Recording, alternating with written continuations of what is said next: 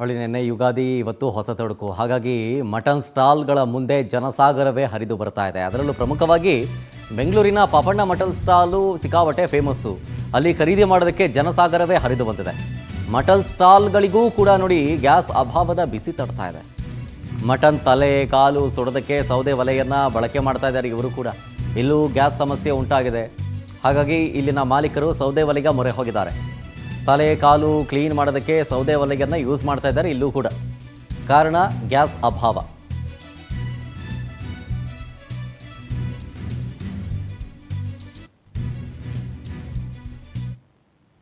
ನೋಡಿ ಸಾಲುಗಟ್ಟು ನಿಂತಿದ್ದಾರೆ ಇವತ್ತು ಬೆಳಗ್ಗೆಯಿಂದಲೇ.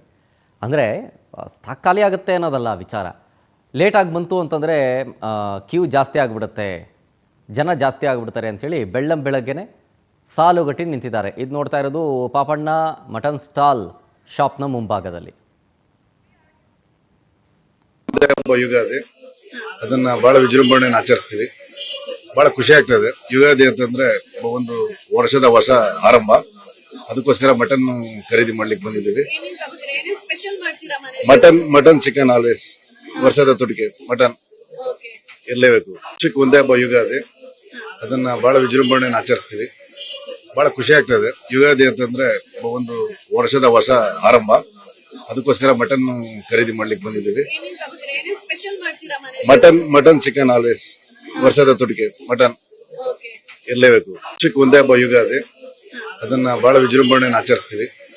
ಬಹಳ ಖುಷಿ ಆಗ್ತದೆ. ಯುಗಾದಿ ಅಂತಂದ್ರೆ ಒಂದು ವರ್ಷದ ಹೊಸ ಆರಂಭ. ಅದಕ್ಕೋಸ್ಕರ ಮಟನ್ ಖರೀದಿ ಮಾಡ್ಲಿಕ್ಕೆ ಬಂದಿದ್ದೀವಿ. ಮಟನ್ ಚಿಕನ್ ಆಲ್ವೇಸ್ ವರ್ಷದ ತುಟಿಕೆ ಮಟನ್ ಇರಲೇಬೇಕು. ಒಂದೇ ಹಬ್ಬ ಯುಗಾದಿ, ಅದನ್ನ ಬಹಳ ವಿಜೃಂಭಣೆಯನ್ನು ಆಚರಿಸ್ತೀವಿ. ಬಹಳ ಖುಷಿ ಆಗ್ತದೆ. ಯುಗಾದಿ ಅಂತಂದ್ರೆ ಒಂದು ವರ್ಷದ ಹೊಸ ಆರಂಭ.